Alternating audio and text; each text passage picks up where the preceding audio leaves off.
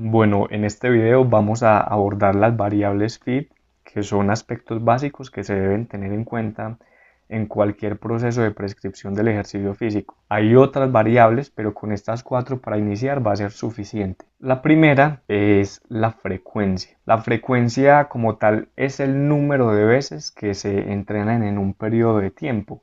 Por lo general se establece el número de veces que se entrenan por semana, pero uno podría establecer el número de veces que se entrena, por ejemplo, en un mes, en un trimestre, en un semestre, en un año. Sin embargo, lo más común en la bibliografía es ver esta primer variable, la frecuencia, establecerse en número de veces que se entrena por semana.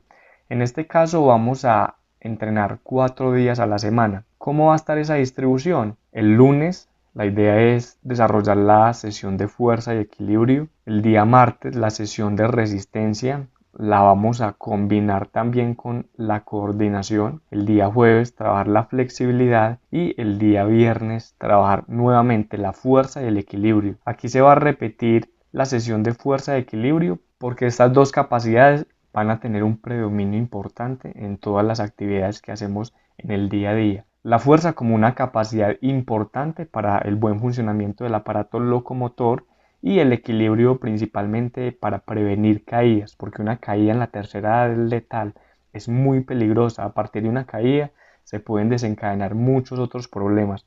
Entonces por eso se decide repetir la sesión de fuerza y equilibrio 2 veces a la semana, la primera vez el día lunes y la segunda el día viernes, para que la segunda vez que volvemos a trabajar fuerza y equilibrio, ya esos sistemas que se ven implicados en el trabajo de estas dos capacidades estén recuperados. Entonces la primera, frecuencia, vamos a trabajar 4 días a la semana y esta es la distribución. Ahora, aquí hay programación solo para 4 días. ¿Y qué pasa entonces con el miércoles, el sábado y el domingo? Esos días sería importante que no se queden del todo quietos en sus casas, sino que salgan y que estén activos a lo largo del día, que realicen diferentes tareas en las que se exija el movimiento corporal. La segunda variable es la intensidad. La intensidad como tal vendría a definirse como el nivel de esfuerzo físico requerido en la sesión de entrenamiento. Cuando uno habla, por ejemplo, de que en cierta sesión la intensidad estuvo muy bajita, pues uno ahí hace referencia a que la sesión y los ejercicios que componen esa sesión estuvieron muy fáciles. ¿Por qué? Porque no tuve que comprometerme mucho físicamente, es decir, mi nivel de exigencia en esa sesión fue muy inferior al que yo podría dar. Y cuando hablamos de una sesión de entrenamiento que fue muy intensa, es porque físicamente esos ejercicios que componían la sesión requirieron mucho esfuerzo en las diferentes capacidades que nosotros tenemos. O sea, que estuvimos trabajando al tope, que estuvimos trabajando al límite, que en esa tabla, por ejemplo, de percepción del esfuerzo físico, estuvimos entre un 9 y un 10. Entonces recordemos que la intensidad, en el caso de mi abuela Sofi y de doña Marina, la habíamos cuantificado a través de la tabla de frecuencia cardíaca máxima. Mi abuela Sofi, en este caso, su frecuencia cardíaca mínima en los trabajos que debe hacer se sitúan en el 55% de esa tabla, que equivalen a 79 pulsaciones por minuto, y su frecuencia cardíaca máxima al 80% en esa tabla, que equivalen a 114 pulsaciones por minuto. En estas primeras semanas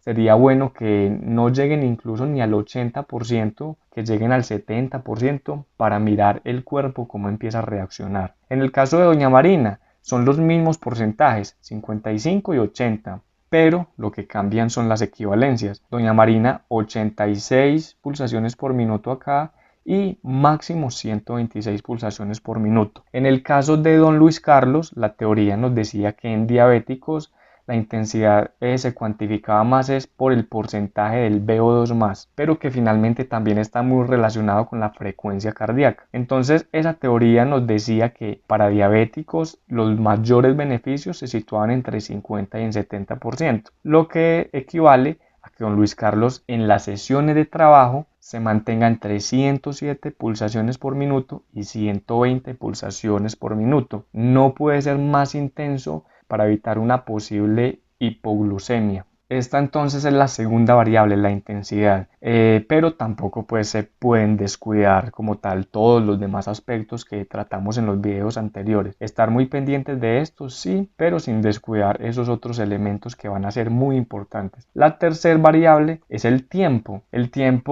que se demora como tal la sesión, pero que en esa sesión exista un buen calentamiento, una fase central que se desarrolle con calma, sin prisa, con los ejercicios bien hechos, una buena técnica en cada uno de ellos y también una vuelta a la calma, para evitar en el caso, por ejemplo, de mi abuela y de doña Marina, un posible caso también de hipotensión, hacer una muy vuelta a la calma. O sea que el tiempo de la sesión puede oscilar entre 30 y 60 minutos dependiendo de el día de entrenamiento como tal y de la capacidad que se vaya a entrenar ese día. La última variable es el tipo de ejercicio. Como tal acá el tipo de ejercicio va a depender de la capacidad que uno va a estimular. Por ejemplo, la capacidad física de la fuerza se estimula con ejercicios de fuerza.